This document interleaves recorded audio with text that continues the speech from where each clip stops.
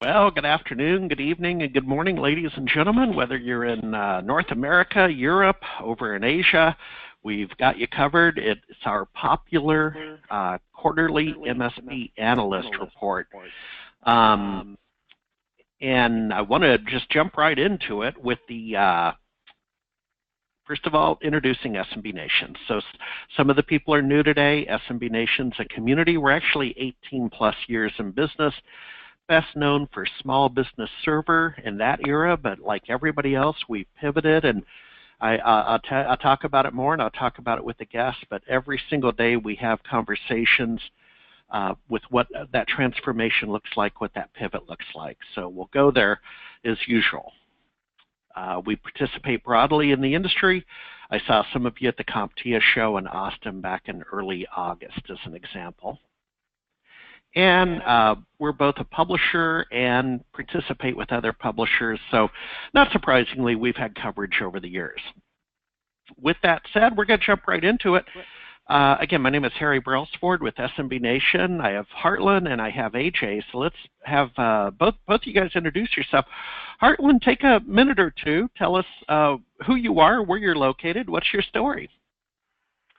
Well, thanks very much, Harry. Yeah, my name's Heartland Ross. I've started eBridge Marketing as a agency focused on B2B technology companies back in 2001. And since then, we've grown our client base considerably. We operate globally, focused on the B2B technology space, specifically hosting companies, infrastructure providers, data centers, MSPs, and IT security firms. So we're located in Vancouver, BC, which is relatively close to Harry's office. So thanks very much, Harry. Yeah, there you go. And AJ, sir, where are you located? What's your story? My story is really complicated, and of course I'm kidding. Hi everyone. This is AJ, and I'm a co-founder at Director of Product Management at Ninja. Been with the company since day one, and I'm also a MSP. So I've been running MSP business for the last 9 years. Been in the tech for 14. Started off as MSP tech back in the day, so know this industry really well. And I help with all the new features that we build into Ninja, all the competitive analysis, webinars. Work closely with the tech team, and everything that needs to be done by a product manager. I'm part of that process. Thank you. Okay. Well, we appreciate your support. So with NinjaRMM helping underwrite our series of lectures, our series of webinars, we appreciate your support. It makes it possible. So thank you. And I love how you're kind of grassroots. We're gonna hear from AJ in just a little while about NinjaRMM. A little bit of housekeeping up front as usual, folks. So we have the questions feature in order to ask the questions that you have today. And then some upcoming shows that I hope to see you at is I have now confirmed I'll be at Continuum in early October. Mid-October is Spiceworks. Early November is Channel Pro. And hope to see you there. And folks, if we could have everybody go on mute in the background, I appreciate it. Getting just a little AM radio effect here. Okay, so the agenda, Karl's Microsoft Partner Program Missive. So as you know, Karl Palacheck is typically on this show, the analyst report. And the challenge today with Karl is that he is presenting his workshop in Atlanta. So I'm going to talk about his roadshow at some point, but he is actually presenting in another location. With that said, we'll review a popular blog that he did, about 1,600 words, about, in effect, why he's leaving the Microsoft Partner Program. Then Heartland and I are going to talk about marketing automation, the marketing automation solutions.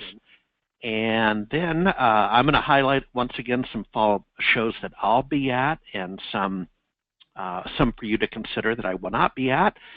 As usual, we have industry updates, so that's the Microsoft and Amazon updates coming out of Seattle, a little talk on the movers and shakers in the MSP community, and then we have some hardcore content from our research partner, Anurag, over at Techhouse that I'll highlight right at the end, and in my thank you note, you'll also receive links to the research that Anurag's done. So, with that said, let's get into the good stuff. We have Karl Palacheck's Microsoft Partner Program Missive. If you want to go on screen two, you have my permission. I would never encourage a webinar listener to go up screen, but in this case, if the shoe fits, go to smbnation.com, scroll down to analysis, and you're welcome to kind of speed read his blog on this topic, the beginning and middle and end of his Microsoft relationship. And it's not so much that I'm engaged in an exercise of biting the hand that feeds me, but it's more that these conversations are more and more common. I was at Channel Pro last week in Long Beach, California, and again, these conversations are just starting to really roar up to the front in different ways, starting at the operating system level and going up all the way through the app layer, as well as just money makers. So here's Karl's story, and see if it reflects how you have been on the Microsoft journey.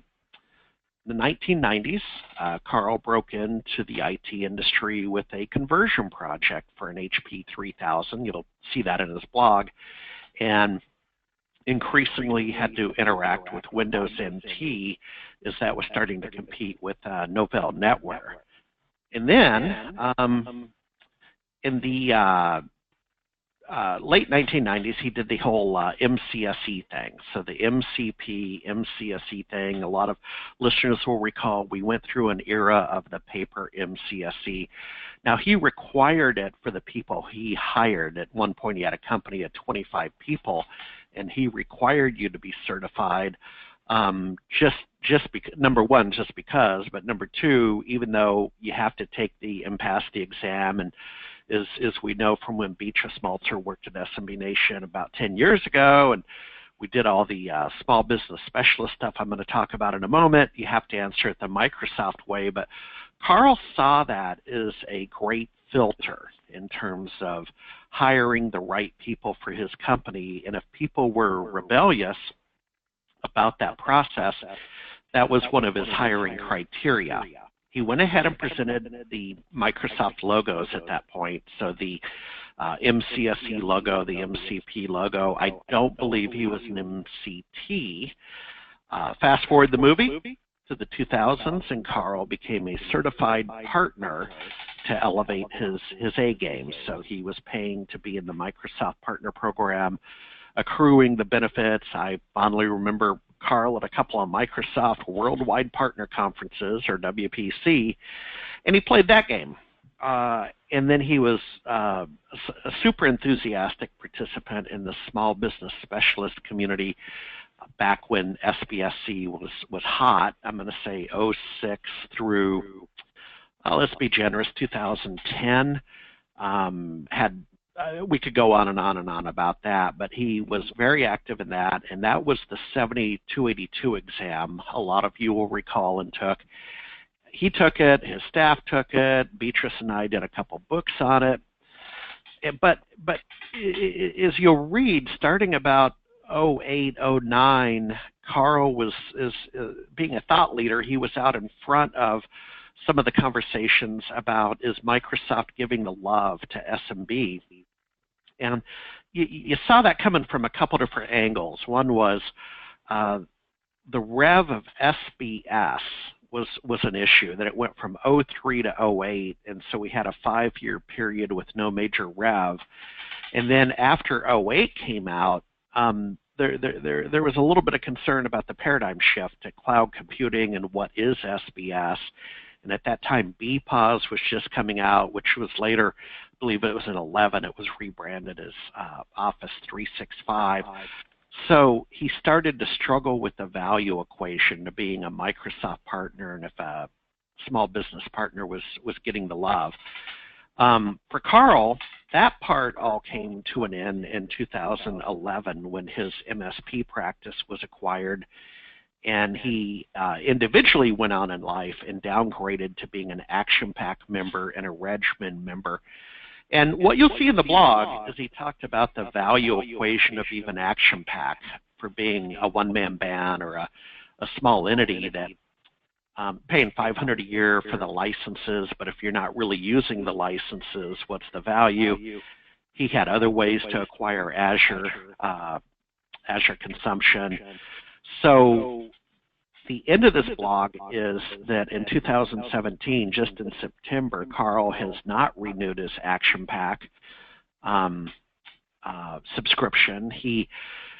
There's two ways to look at the blog, and I encourage my two guests to chime in a second, and if they want to peek on screen number 2, that's fine. The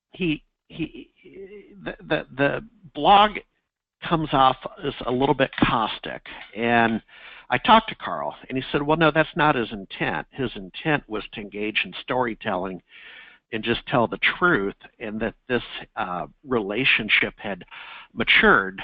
AJ, I don't know if you want to pitch in, but I'd be interested in your revisionist history of the Microsoft Partner Program. You've been out in the field. What say you? Has it changed? Has it changed for you? And again, I'm not having a bitch fit here. I'm an analyst. I'm reporting the news. Right. I honestly don't know too much about it to really comment about it in an educated fashion, so I'll probably have to skip my feedback here. No problem. Hartland, you interact with a lot of MSPs in a couple of different ways, and we're going to get to you next, but are you hearing these conversations about the value of the Microsoft Partner Program and what our partners doing? Harry, I think that the feedback that I receive is relatively minimal. It really stems primarily from Microsoft being considered to be a competitor to its channel partners, but beyond that, and the complaints that have arisen there, but beyond that, it's really not something that ends up kind of coming across our desks sure so much. Sure. No. Yeah. No problem. And there's always going to be channel conflict. That's kind of a given, and you have to navigate that. So, folks, that's a good read over at smbnation.com. That's one of the nuggets I wanted to share this quarter and on behalf of Karl. So now we'll get into marketing automation. So keep the mic on, Hartland. This is more your world and the agency and other things you do. So this is increasingly becoming a big conversation in the MSP space. And I'll get to the question in a moment. But, folks, at the Channel Pro Show just last week in Long Beach, there was a row of folks that provide some kind of business coaching, marketing services. There's the newsletter guys. They'll help prepare your newsletters. There was the SEO guy. And Hartland, for the attendees, it kind of felt like they were walking down Marketing Alley in this one segment. I think it's good. I mean, it certainly validates the whole need for marketing and so on, but it was also a little bit overwhelming. With that said, and for this audience, why don't you tell us a little bit more about the nature of the work your firm does, and then help us define marketing automation solutions. Yeah, sure. So our experience working with literally hundreds and hundreds and hundreds of technology solution providers of one sort or another, managed service providers, is that there's really a few scenarios that we see over and over again, and we've got the founders who are primarily technical and don't have the knowledge either themselves or in-house to be able to handle the marketing side of the business, and they've been able to be successful typically historically because they focused on some sort of niche vertical, or they were right place at the right time, but over time that experience ends up changing, and they need to look at upping their game, and so we can help support from an expertise perspective. The other scenario that we end up seeing is someone who may have some expertise, but they lack the bandwidth. They're too involved in the business and other aspects of it, and so they need some support, and in which case we can support them at various levels as makes sense for them. There's what you're speaking to in part anyway at the show was the real prevalence of MarTech of one sort or another, so marketing technology solutions, and there's just been an explosion there certainly, and automation solutions is part of that. There's far more than just automation, but automation has been around now for quite a while. Having said that, there's been a fair bit of change there, and just to be clear, there are different terms that are used. There's marketing automation, there's lead nurturing is another example, but basically the concept is that you're able to automate and personalize the experiences that the leads that you've been talking to are receiving, so they can get relevant material pertinent to your company and their size and their operation, depending on how specific you want to be, and categorize them and then communicate them to them in an automated and scheduled way. And it really takes the burden off the sales team so that they can focus on the leads that are most apt to be at the purchase stage, and then the other ones who are more in the evaluation or research stage can be communicated to with relevant content, but in a more leveraged way through the technology. Perfect. I went on mute. I'm working on my echo problem, folks. I'm getting a little bit of feedback on that, literally feedback on the feedback. Forgive me. Once again, what's a persona for? Just to reiterate, what's a persona for MSP that you might interact with in providing marketing services? I understand you're an agency. You provide a variety of services, part of which could include automation tools. But I think in the second question, I'm kind of asking, give us an idea of a couple of different personas of an MSP that would use your services, use marketing automation. Yeah. I think that you've got on the deck here, you've got references to size and revenue, and the word sophistication, which I suppose implies the size of the team and the experience of the team, etc., resources, and I think that there is no magic bullet around what makes sense in terms of a revenue figure or an employee size. I think it's really more, it depends on the nature of the customer base. So for instance, if you are servicing a customer base that is where you're dealing with few customers but high transaction values for each customer, then you're really not dealing with a volume scenario, in which case the automation and the benefits that you're going to achieve through automation are not going to be as realized as they would be if you had higher volume of customers and lower transaction cost or revenue associated with each lead. So. Yeah. No, cool. Knowing what you know, and I realize you have a team and different teammates have different areas of expertise, so I don't want to ambush you on marketing automation alone, but knowing what you know, what are you seeing in terms of the commitment that an MSP has to make to a solution? It could even be how they interact with your firm. Are they having to make doggone it, a long-term commitment like I did in the past with an ERP system? I mean, that was an annual contract, and you felt that one. What's your sense of how people can work with a marketing firm, a marketing agency? Well, I think there's automation, which plays a role for firm at the right point in time. So I was talking about the nature of the customer bases, but beyond that, there's also the requirement to produce the fuel for marketing automation lead nurturing programs, which is the content. And so if you don't have the ability to create content, or you don't have a partner, an agency, a contractor, or somebody that's going to be able to provide content for you, and to some degree that may also be third-party vendors as well that have very strong partner programs that will support you. But if you don't have that content, then really I would suggest to you that it's not going to make sense to engage with an automation solution. And then of course you need someone to be able to manage this. So if you can't support that effort either internally or externally through, as I say, an agency such as ours or a contractor or whoever, then you're probably better to focus your efforts elsewhere.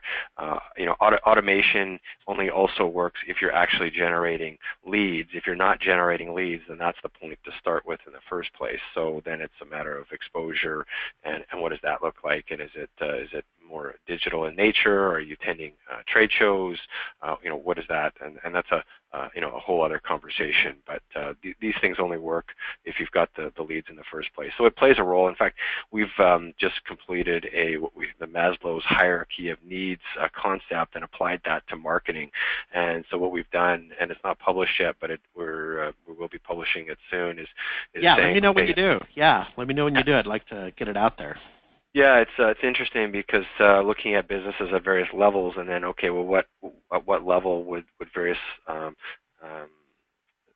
solutions or questions be relevant to ask? And in terms of contracts and whatnot, a lot of the MarTech solutions have costs associated with them that are based on an annual commitment.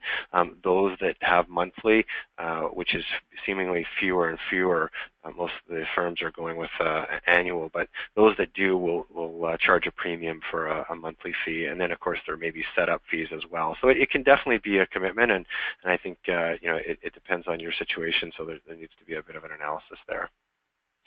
Yep. And folks, this is an ongoing conversation. So what I'm doing this quarter is kind of weaving this conversation into the fabric of the quarterly report. We will revisit this next quarter, and as for those that have been on the quarterly report for the last 8 quarters, you'll realize that we cycle topics. For example, we kind of played out mergers and acquisitions last year, so we got feedback. You understand what those are. You got it. Thank you, Hartland. Before we get too far afield, a couple of things.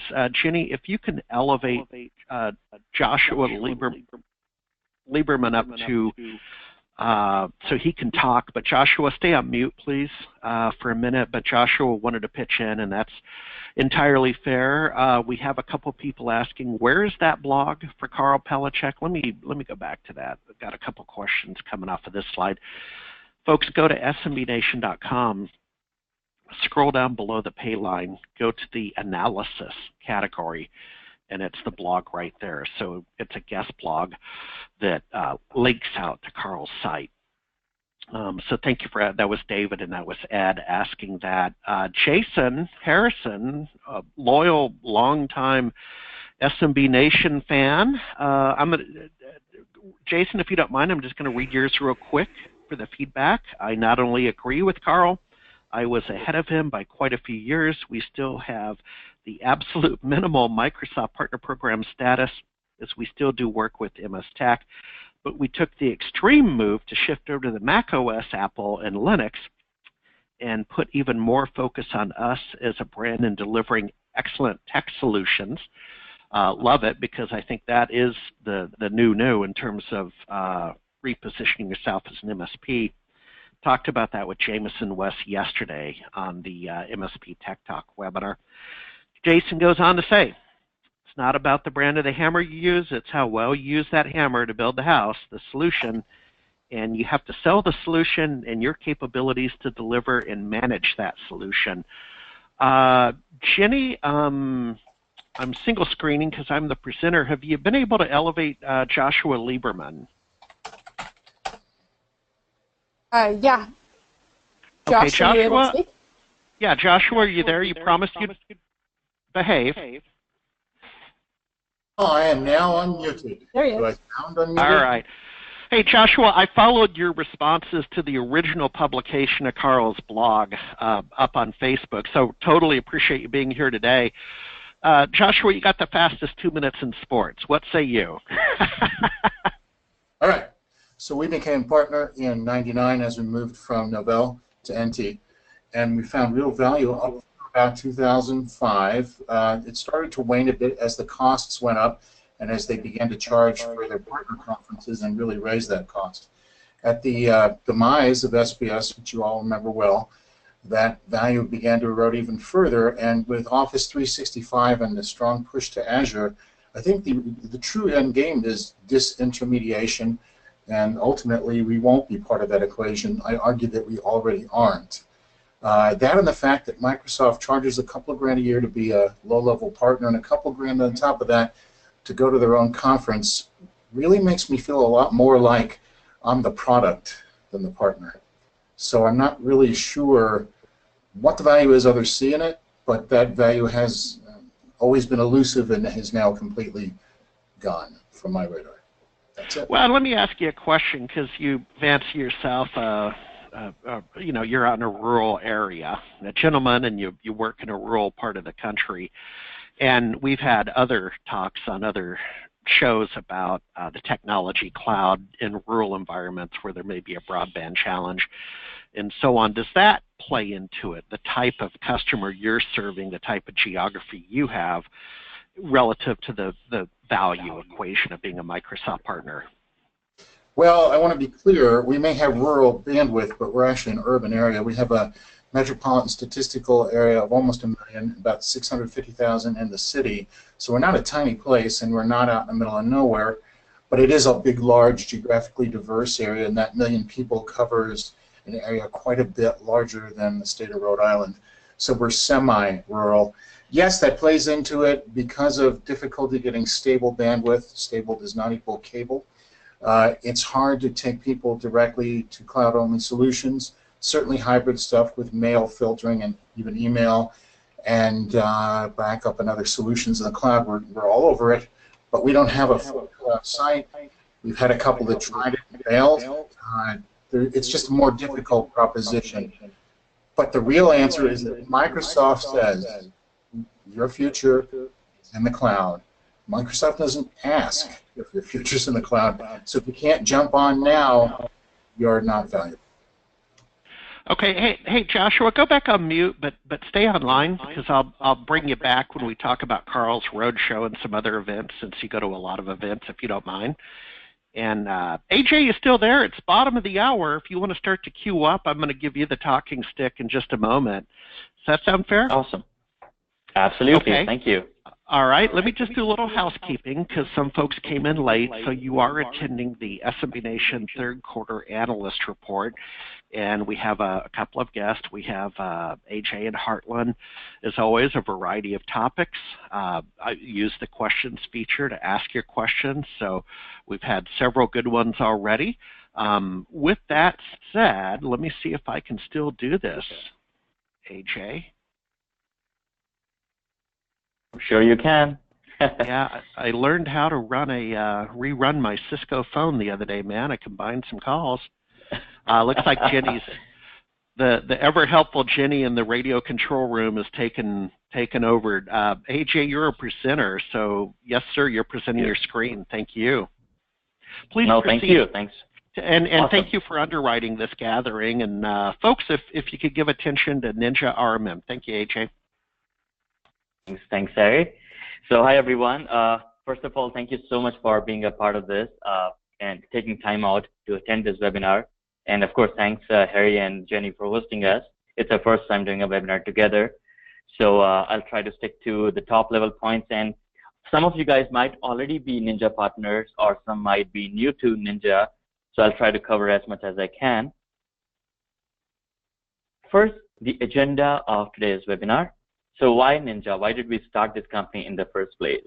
Then we'll talk about Ninja from a very top level, what we call as 360-degree monitoring. And I'll also talk about our integration partners briefly because Ninja's goal was to be an ecosystem vendor, but I'll talk more about once we get to that slide. And I'll show you a brief glimpse at the roadmap for this year. And lastly, we'll take any questions that you might have. And by the way, stay with us till the end of this webinar because I have a gift for you. So with that being said, I'm going to move into the next slide. So this is our Ninja infographic. This tells you everything about what we do, what we are. So we started the company back in the end of 2013. So me, along with two of my other partners, one was, of course, our CEO, Sal. We started this company, and we started doing surveys to start with. But again, I'll talk about that in the next slide, but let me just stick to this infographic first. So we grew from 3 employees to 50 employees today. We have more than 1,000 partners. We actually just crossed 1,200 partners a month ago. We also did a press release on that. We are based out of the heart of Silicon Valley, San Francisco, where I'm at right now. And we are born in the cloud. So we are completely based in Amazon. We have a cluster of servers, completely load balanced and failover in the Amazon cluster with a guaranteed 99% uptime. And we are also HIPAA compliant. So we lay a very heavy focus on security, which means we make sure that all the data and everything is super secure because that's the foundation of your business. So we can't let that being breached, keeping in mind the recent breaches that happened, with some of the other companies. We offer you free onboarding and free training. We do not charge you for that. So I've seen some of the other RMMs, without naming them, that they do charge when you onboard with them because, again, the problem is their software are so convoluted. With Ninja, it's already so easy to do things. I mean, that's our biggest USP, our easy onboarding, our easy training, and the extremely easy and logical workflows that we have inside our system.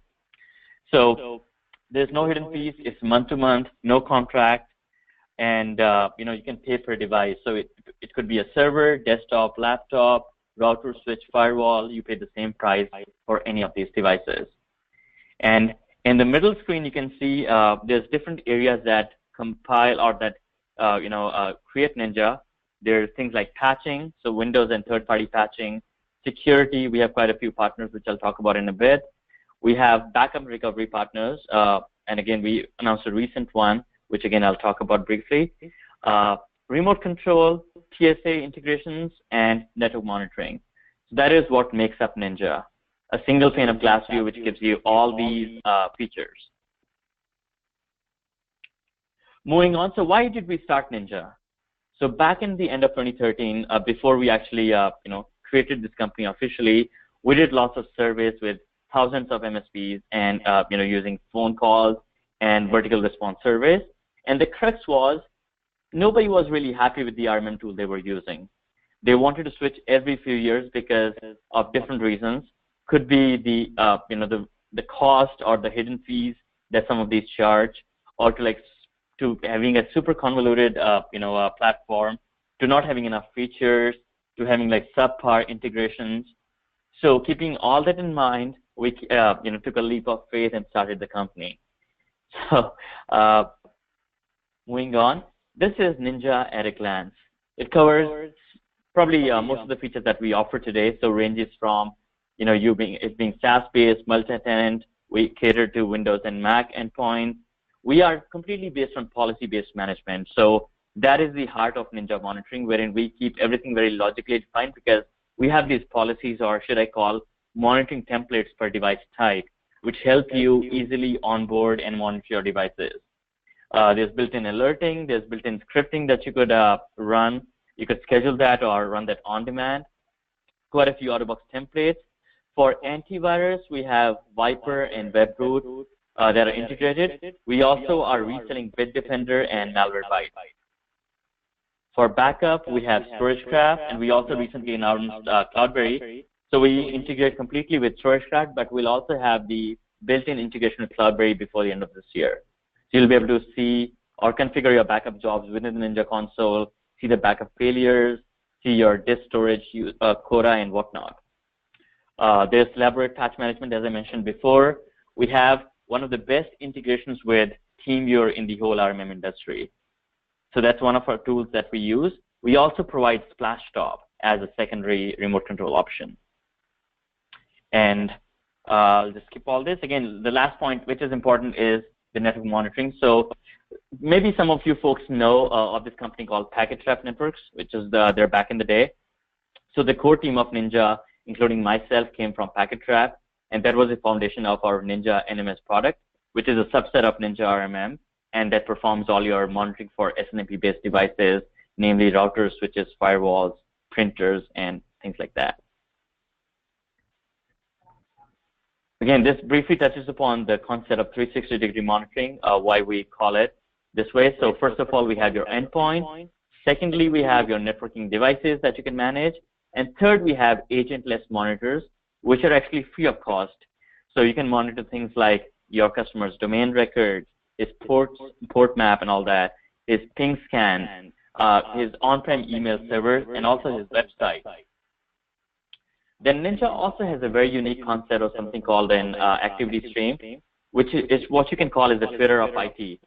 So it shows you all your audit log of everything that you do on the system from the day you onboard with Ninja. So things like you create a customer, update a policy, start a service, install a software, all that will show up in the activity stream. And lastly, of course, we have a traffic analysis module thanks to our NinjaRMM component.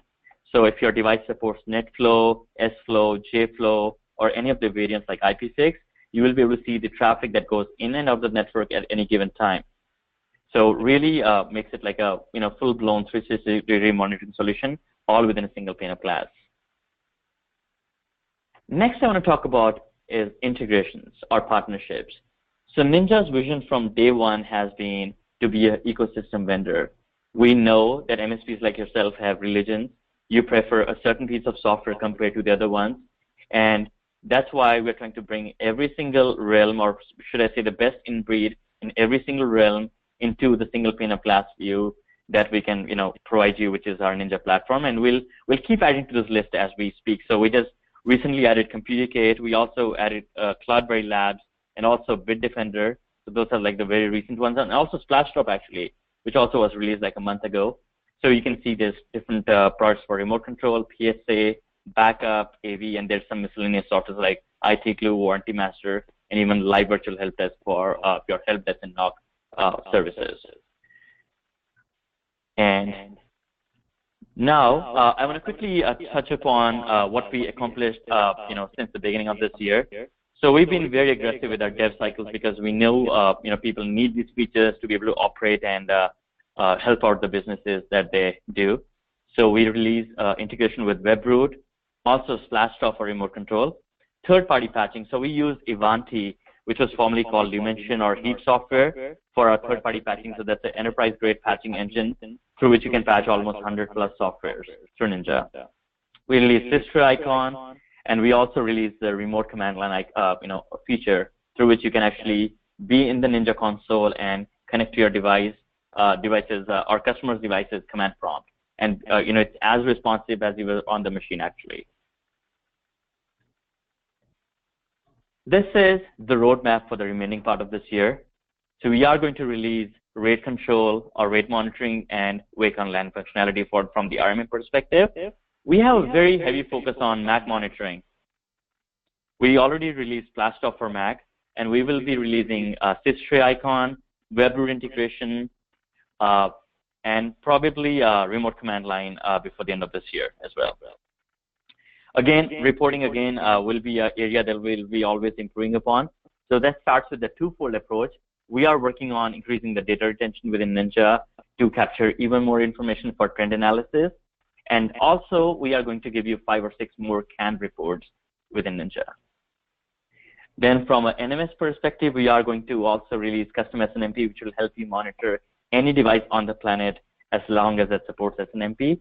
And also the ability to remote into a machine using Telnet or SSH directly from the web browser. So that is a really powerful feature. And lastly, we know the meat of the MSPs is with ConnectWise and AutoTask PSAs. So we will be ramping up our integrations with those two.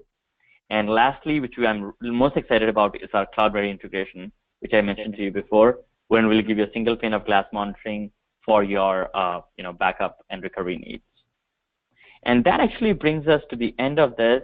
The big thing I did want to announce is we offer, or will be offering you a 10% discount for all SMB Nation partners who will be signing up Ninja for NinjaRMM, who are going to be like brand new customers. So we'll be super happy to entertain you guys there. And again, to reach us and to get a trial, you can just go to www.ninjarmm.com, and there's an option to request a trial. And the moment you do that, we'll receive your information, and somebody will contact you back and help you get a trial. Of course, you can send any of your questions or concerns to sales@ninjarmm.com. And with that being said, I would love to pass this back to Harry. Okie dokie. Hey, Jenny in the control room, if you can go ahead and give me control again. Thank you very much. And let me confirm. Gentlemen, do you see the slideshow? Just a sanity check. Yep. Okay. So let's go to where we belong. Once again, thank you, NinjaRMM. Thank you. Follow events to consider and insights into each show. Joshua, if you want to come off mute, I want to weave you into this. You've just come back from Autotask, or maybe you're still in Miami. So let's just take a half a step backwards and talk about some recent shows. And as the eventual photographer, basically you're doing all the photography at these events. Sir, are you still in Miami, and are you still at Autotask? No, I'm standing at my desk in Albuquerque. I left and came in yesterday. So, Harry, first off, I'm only shooting for about a dozen to 20 shows a year. I was not a photographer for Autotask or at Channel Pro. I spoke at Channel Pro. I attended Autotask, although I did shoot a party on a yacht for some folks there. But I wasn't their photographer, so I want to be clear. Sure. Well, what's the buzz? What was the buzz coming out of Autotask? Any major announcements or just a love fest? And then we'll talk about some upcoming shows. It was mostly a love fest. There were certainly advancements and announcements largely focused around their newer stuff, such as their endpoint management, backup solutions, file sharing, newish stuff. All those are also a new user interface in the primary PSA product. There was a really large, happy attendance. They have a very, very enthusiastic user base, as do others in that field. I would say it's probably one of the top 10, maybe even the top 6 largest shows. It was really impressive. The parties were exceptionally good, and that's part of why I'm a little bit slow and tired today. But I would say that it's a great show, and there's an exposure to a wide range of vendors there. They have a large show floor, even some that have a little bit of overlap or contention with them, which surprised me because you won't see that at some of the other shows out there. No. No, you won't. Keep the mic open, Joshua. Folks, this week I attended Smartsheet. So Smartsheet is project management on steroids in the cloud, and they had over 1,000 attendees here in Seattle for their first ever show. So that was pretty cool. Now that was more the IT pro crowd. So we had people from Alaska Airlines and those type of customers, but there were some consultants and some MSPs. I'm off to Continuum. Joshua, are you going to Continuum in about 10 days in Las Vegas? No, I'm not going to be at that one. We're not partners with them. We're not likely to be soon. And honestly, I have had a show a week for 6 weeks. I'm going next week to ASCII in Miami, or Coral Gables, so I'm committed. Oh, okay. Okay, yeah, and we should talk about that. The ASCII group has their ongoing series of shows. I didn't put it on here, but you could certainly Google that to find out. They just released their 2018 calendar. I'm going to hit Spiceworld for the first time ever. So what's interesting about Spiceworld is it's based on Spiceworks. And they are in, I think it's their 7th annual show. I mean, they have really grown this thing from a theater in Austin to a convention center. It's primarily IT pro, and I'm going as press. All of these I'm going as press. And so I'll be blogging and writing it up. But what's interesting is that I know a couple of the founders of Spiceworks. They've done an amazing job. They've also started to position themselves as a research organization above being a community and above being a tool provider. And I'm gonna dig a little bit deeper into their fledgling conversation with MSPs and resellers, because they really don't have that relationship. Joshua, I'm gonna give you the next one. Tell us, what's the scoop on Karl's road shows, and where were you with him this past summer? I kind of know the answer, but it's a good story. Where were you when you attended the August and September road shows with him? So my wife and I planned our summer travel to crisscross his path quite a few times. We crossed paths in Manchester, England, Edinburgh, Scotland, and Dublin, Ireland, amongst other places in the States.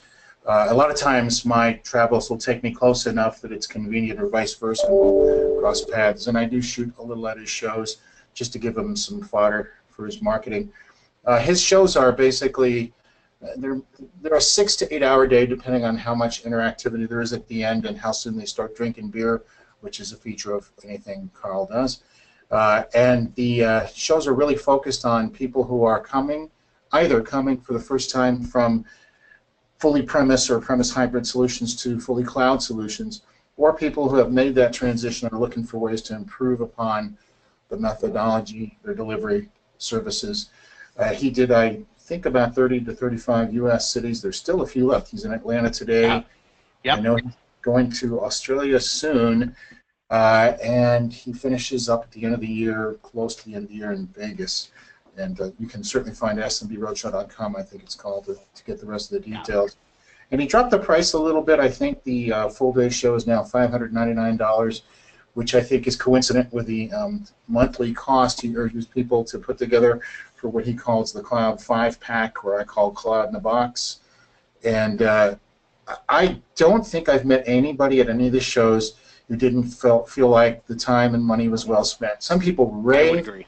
Yeah, some people rave, and some people just think it was a good expense, and some people already want to come back. So he seems to be successful with it. He started from zero, literally knew virtually nobody in these cities as he started. I attended, or actually sent an attendee to the very first one, and was lucky enough to send a few more people. And I've seen them vary from 2 to 12 people in audience. They just vary, but they're great. I mean, there's a lot of one-on-one time. And beer. It is. Yeah, it's a nice small show format, which is the opposite of the last one I'm going to mention with IT Nation. We'll get to that. Folks, if you're hankering to get up to the Redmond area, and Heartland, maybe you want to drop down for this, the last Saturday in October is what used to be called SharePoint Saturday, and it's now called Office 365 Saturday.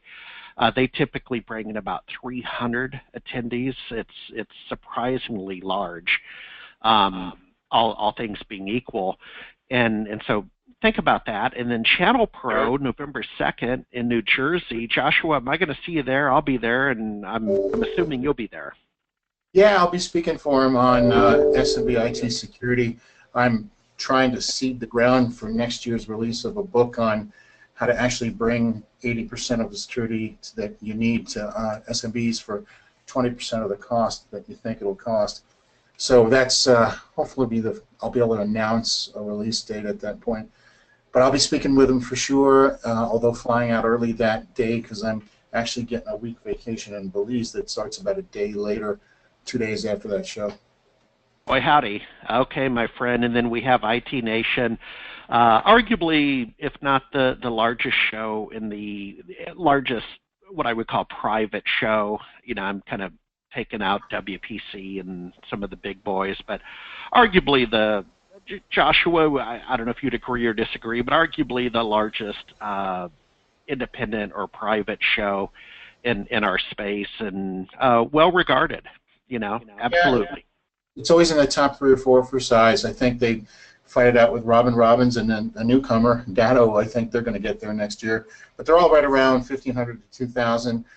Certainly the most expensive of the shows, but there's all kinds of deals to be made since it's Arnie and they're wheeler dealers. I think the largest variety of vendors of all those shows show up. No, they have really grown it. It just is.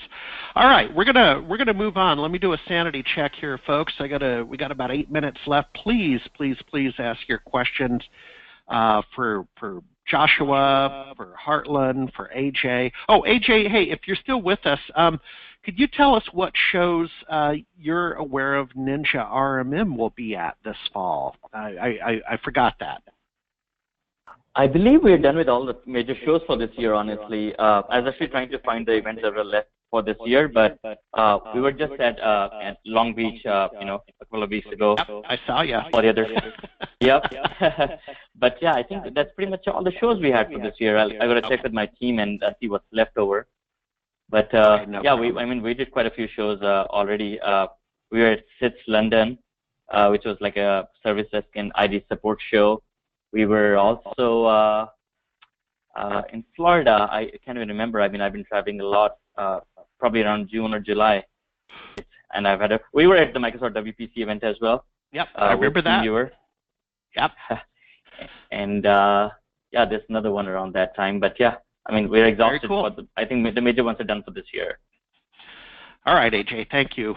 Folks, in other news, we have Microsoft and Amazon updates. So we have Amazon Headquarter 2. If you're not aware, Amazon has announced they're going to build a sister campus, a sister headquarters in a North American city that will equal the size of Seattle, so 50,000 employees. Couple of challenges with Seattle. I understand why I believe this came about, the least of which is we're arguably out of land and freeways down here. That's about 9 million square feet that they're talking about, and they've already done that in South Lake Union. South Lake Union just doesn't have it in them. You'd have to certainly go to the east side, but the east side already has that kind of office space occupied by Microsoft. So personally, I kind of understand why they've done it, and people were absolutely freaking out in Seattle. And now that calmer minds are prevailing, it's not that Amazon's leaving Seattle. It still has 50,000 employees. It's just they're expanding elsewhere. So, I get it. Leading candidates, Heartland, I'll tell you, when they said North America, I don't know if it'd be Vancouver, although that would be a short flight and let the campuses interact, but possibly Toronto, because you have a more liberal immigration policy than the U.S. is currently communicating, and that brings in the type of talent they need. Heartland, I don't know if you tracked this story. Have you heard anything up in Canada about HQ2 from Amazon? Yeah, I have. In fact, the HQ2 discussion is more recent and predates, there's a discussion that I had that predated this, where there was Amazon was hiring a considerable number of people, and there was some concern locally about that. But in terms of a head office, I've only seen some headlines, and I've seen some people pushing back a little bit against it, but I'm not sure, the arguments against that.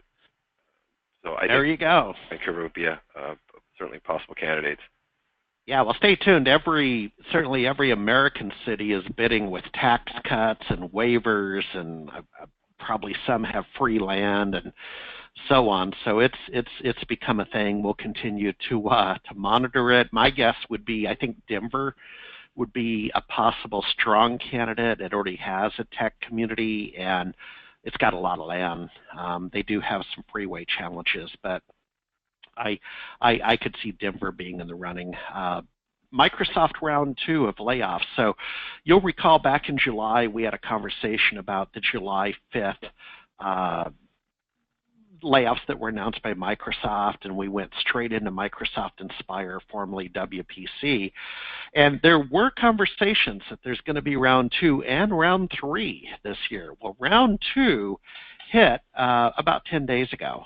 And the Microsoft Princess, a frequent trainer for us, notable figure, Melanie Goss, who joined Microsoft 2 years ago, and she's very public about this if you follow her on Facebook, but she I don't know how to explain it, but you know, she was tapped on the shoulder and her job has been eliminated.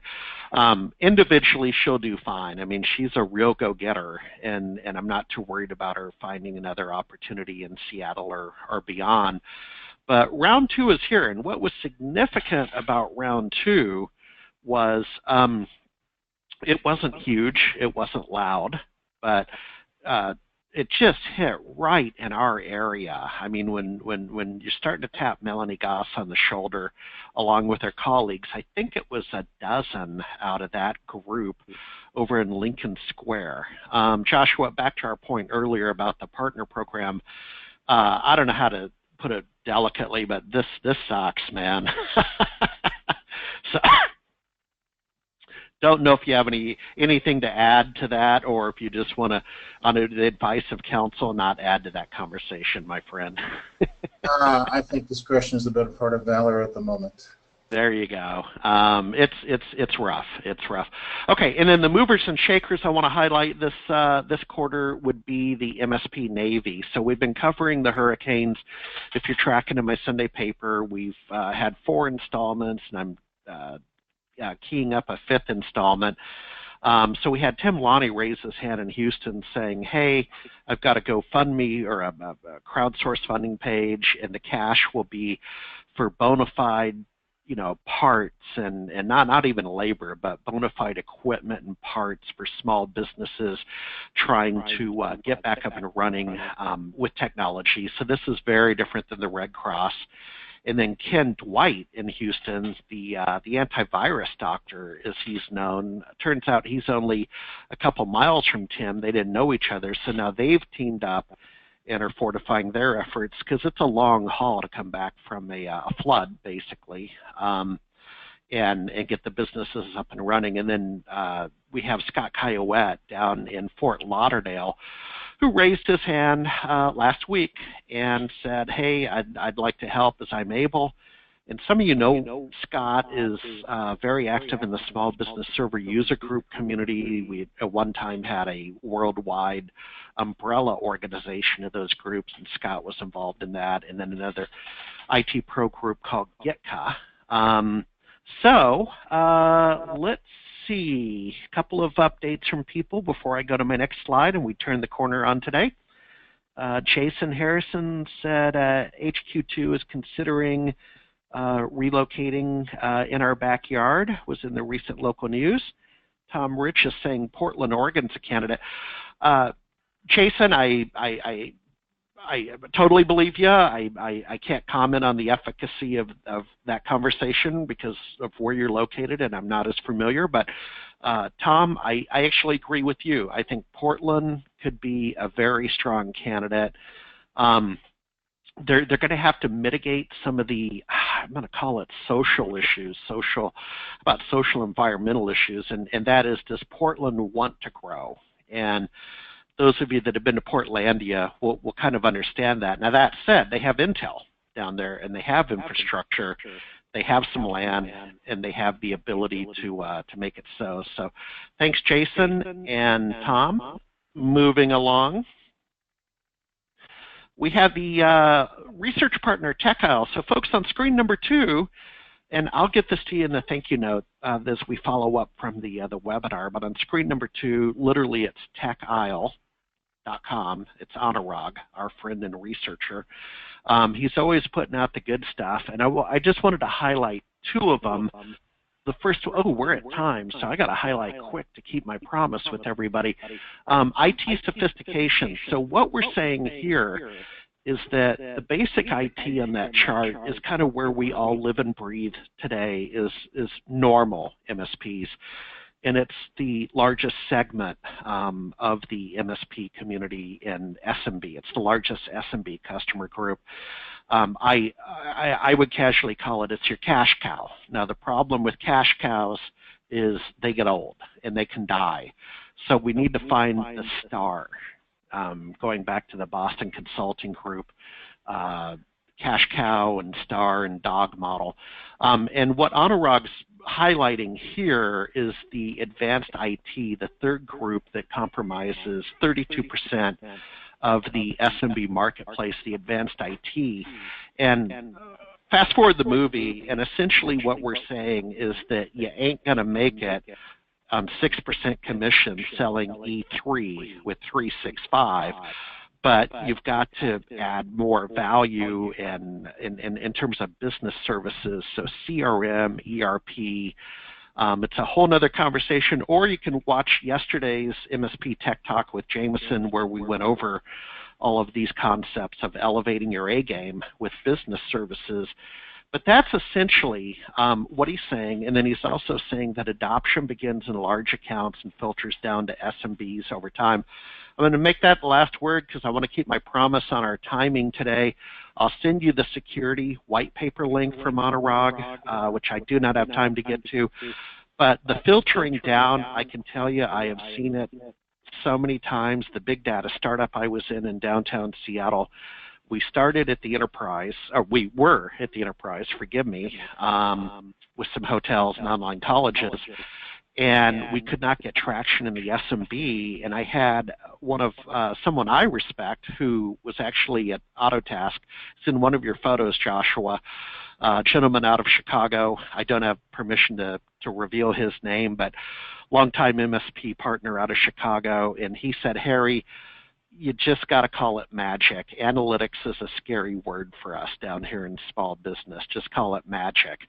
So I'm going to make that the final word because we have gone over time. Thank you very much for participating today. The questions, Joshua, totally appreciate you coming live on mic and behaving. And AJ and Heartland, thank you. Folks, we'll see you next quarter with the Analyst Report. Have a great day. Thanks, everyone. Thanks, everyone. Yeah.